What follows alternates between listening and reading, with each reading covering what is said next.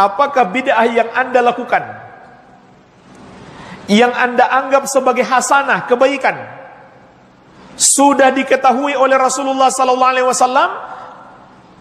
Jawabannya, mereka akan menjawab, kalau bukan ya, maka tidak. Sekarang kita lihat, seandainya mereka menjawab ya, dan seandainya mereka menjawab tidak. Jadi, dua kemungkinan. Kemungkinan yang pertama, mereka jawab ya. Nabi sallallahu alaihi wasallam sudah mengetahui kebaikan tersebut. Nabi SAW sudah mengetahui kebaikan tersebut. Tapi ternyata beliau tidak mengajarkannya. Mereka yang pertama menemukan. Nah, padahal Nabi SAW sudah mengetahui, tapi beliau tidak mengajarkannya. Maka jemaah sekalian, ini mengandung tuduhan kepada Rasulullah SAW sebagai orang yang tidak melakukan tugasnya sebagai Rasul dengan baik. Kenapa? Karena kalau beliau sudah tahu kebaikan tersebut, maka tugas beliau adalah menyampaikan kepada kita. Kalau mereka mengatakan sebenarnya Nabi sudah tahu tapi tidak mengajarkan kepada kita, berarti menuduh Nabi Muhammad SAW tidak melakukan tugasnya dengan baik. Nah, jemaah sekalian, inilah yang dipahami oleh Imam Malik. Sebagaimana kata beliau, "Man ibtada'a fil islami bid'atan yaraha hasanatan, faqad za'ama anna Muhammadan sallallahu alaihi wasallam khana risalah." Barang siapa berbuat bid'ah dalam Islam, lalu dia anggap itu adalah bid'ah hasanah, maka dia sama saja menuduh Rasulullah sallallahu alaihi wasallam mengkhianati tugas kerasulannya. Artinya, sama saja dia mengatakan Nabi sallallahu alaihi wasallam tidak melakukan tugas sebagai rasul dengan baik. Apa tugas beliau sebagai rasul?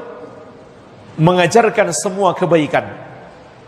Ternyata mereka menuduh ada kebaikan yang Rasul sudah mengetahui tapi tidak beliau ajarkan. Ini jemaah sekalian, bahaya bid'ah. Bid'ah itu seakan-akan menuduh Rasulullah SAW tidak melakukan tugasnya dengan baik sebagai seorang Rasul. Karena Allah telah mengatakan, "Al-yawma akmaltu lakum dinakum." Pada hari ini telah kusempurnakan untukmu agamamu. Artinya, agama kita sudah lengkap. Lengkap itu maknanya semua kebaikan sudah diajarkan oleh Nabi SAW. Kan sudah lengkap. Seharusnya Nabi SAW telah mengajarkan semua kebaikan. Lalu ada orang yang mengklaim, ini buktinya ada kebaikan yang Nabi SAW belum ajarkan. Padahal beliau sudah tahu. Berarti dia menuduh Nabi SAW tidak melakukan tugasnya dengan baik. Maka Imam Malik rahimahullah ta'ala kemudian memberikan kesimpulan. Fama lam yakun yauma idzin dinan, fala yakunul yauma dinan. Maka sesuatu yang pada hari itu, yaitu hari ketika Allah menyempurnakan agama ini, sesuatu itu bukan bagian dari ajaran agama, pada hari ini pun tidak akan pernah menjadi bagian dari ajaran agama. Ini kesimpulan pemahaman Imam Malik. Imam Malik gurunya Imam Syafi'i. Barang siapa mengadakan satu amalan atau membuat-buat dan mengamalkan amalan yang tidak dicontohkan Nabi SAW, maka itu bukan bagian dari ajaran agama. Baik. Kemudian jemaah sekalian, dalam banyak hadis Nabi SAW juga telah menegaskan, beliau telah mengajarkan semua kebaikan. Di antaranya hadis riwayat Muslim dari Abdullah bin Amr bin Al-As radhiyallahu anhuma. Kata Nabi SAW, "Innahu lam yakun nabiyyun qabli illa kana haqqan alaih ayyadulla ummatahu ala khairin ma ya'lamuhu lahum wa yunzirahum syarra ma ya'lamuhu lahum."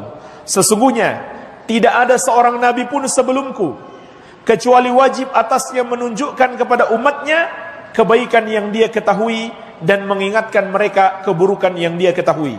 Jadi ini dilakukan seluruh para nabi.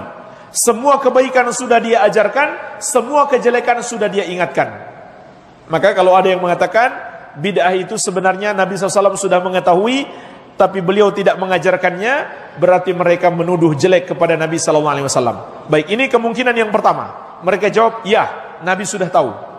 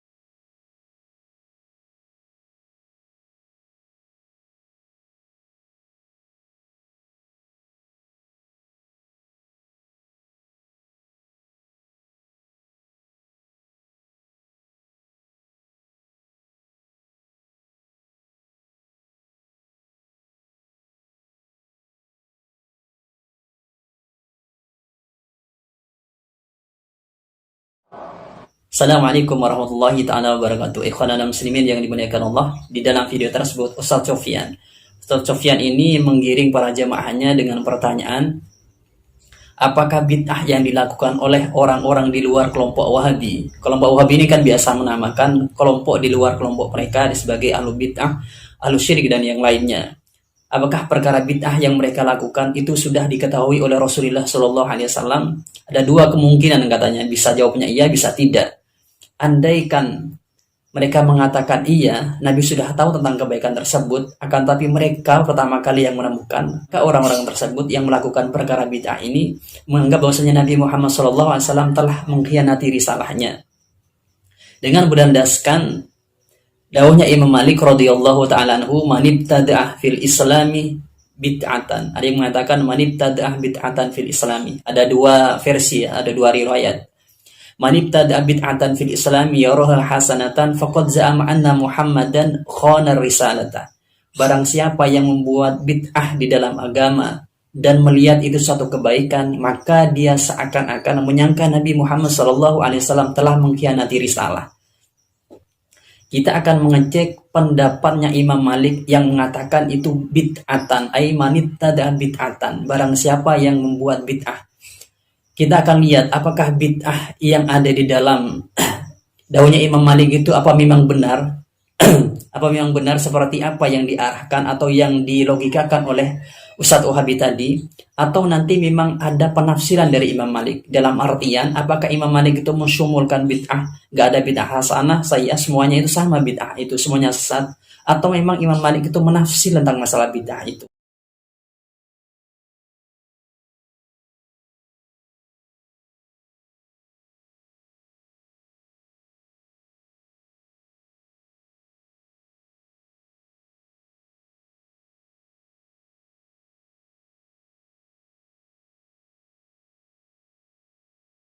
Itu.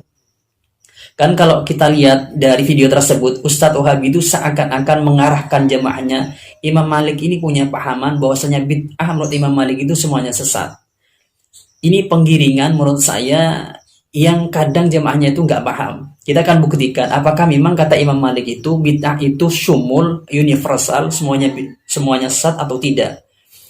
Untuk melihat pendapat Imam Malik ini apakah mensyumulkan atau menafsil, kita harus melihat kepada Ashabul Malikiyah, para murid-muridnya Imam Malik. Kita lihat salah satu murid tercerdasnya Imam Malik, salah satu murid istimewanya Imam Malik adalah Imamun Asy-Syafi'i. Imam Asy-Syafi'i ketika beliau membahas bid'ah atau ketika beliau mendefinisikan bid'ah, beliau mengatakan bid'ah itu ada dua, bid'ah hasanah dengan bid'ah sayyi'ah. Jadi menurut murid terbaiknya Imam Malik, yang tentu tahu tentang ihwalnya Imam Malik, tahu tentang akwalnya Imam Malik, tahu tentang hayahnya Imam Malik, mengatakan bid'ah ada dua.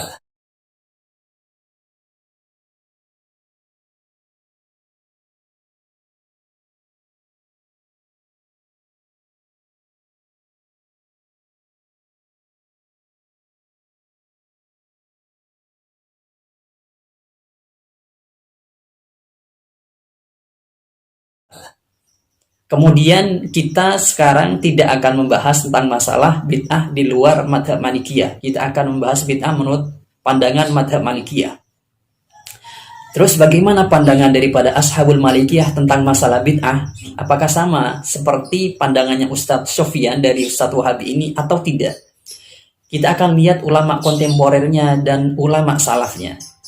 Ulama kontemporernya yaitu di dalam kitab Al-Fawaqih Ad-Dawani ala Risalah Ibni Abi Ziyad Al-Qayrawani, beliau ini wafat pada tahun 1126 Hijriah, hampir semasa dengan pendiri kelompok Wahabi yaitu Syekh Ibnu Abdul Wahhab. Beliau ini dalam kitabnya mengutip pendapatnya Imam Al-Qarafi. Imam Al-Qarafi ini nama aslinya Ahmad bin Abil Ala Idris bin Abdurrahman bin Abdullah bin Yalin al-Mulaqab bi Syihabuddin wa Syahir bil Qarafi. Beliau ini wafat pada tahun 626 Hijriah. Berarti beliau termasuk ulama salaf karena rentang waktunya 626 Hijriah.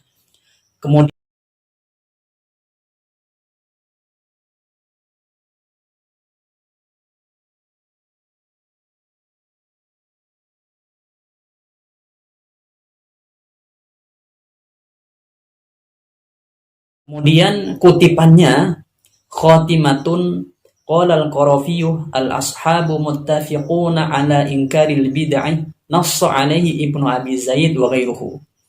Imam Al-Qarafi mengatakan bahwasanya ulama sepakat dari madhab Malikiyah mengingkari, menolak bid'ah seperti yang dinaskan oleh Abi Ziyad dan yang lainnya. Jadi menurut Imam Al-Qarafi ini madhab Malikiyah semuanya mengingkari perkara bid'ah itu. Kemudian beliau melanjutkan pendapatnya ini wal haqqu annaha khamsatu aqsamin. Menurut beliau bid'ah itu terbagi menjadi 5. Jadi menurut ulama salafnya madhab Malikiyah, bid'ah itu terbagi menjadi 5. Ada yang wajib, ada yang haram dan yang lainnya. Bid'ah yang wajib kata beliau ini adalah membukukan syariat-syariat yang sudah ditentukan oleh Rasulullah SAW. Andaikan tidak dibukukan, maka tidak akan tersampaikan kepada orang yang setelahnya ulama tersebut. Jika tidak tersampaikan, maka ulama ini mengimhal atau mengihmal sesuatu yang wajib disampaikan, tidak disampaikan. Padahal pembukuan ini tidak pernah dicontohkan oleh Rasulullah SAW.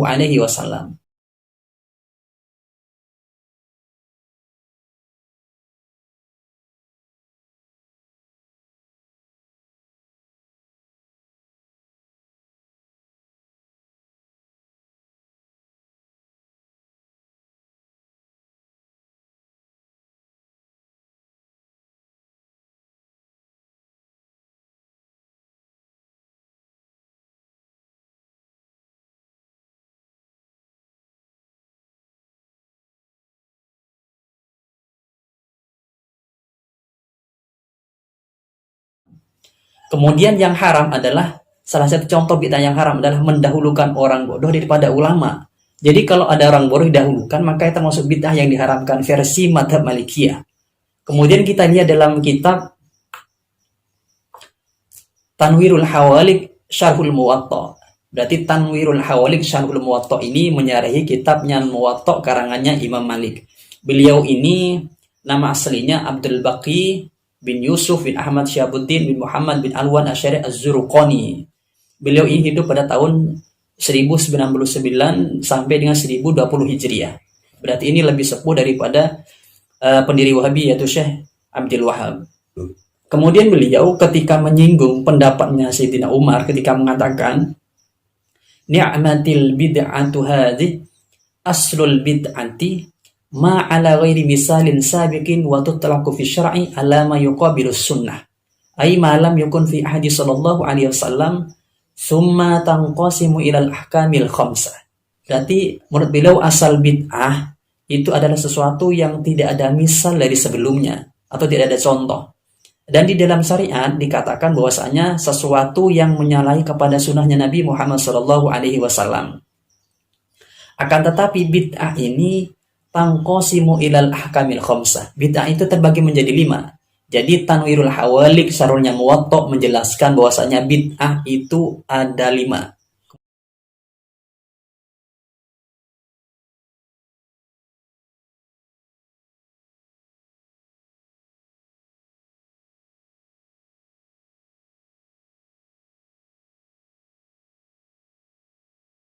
Kemudian kita lihat ulama Malikiyah yang lain, yaitu di dalam kitab Uddatul Murid, karangannya Syekh Az-Zuruq. Beliau hidup pada tahun 846 Hijriah. Beliau di sini menjelaskan dalam kitabnya Uddatul Murid, wa qad bayyana al-ulama anna al-ma'na fil haditsaini al-madhkuraini raji'un li taghyiril hukmi bi'tiqadi ma laysa bi qurbatin qurbatan. Kata beliau, makna di dalam hadis kullu bid'atin dhalalah ma hadasa itu masuk pada suatu bid'ah yang merubah hukum yang telah ditentukan.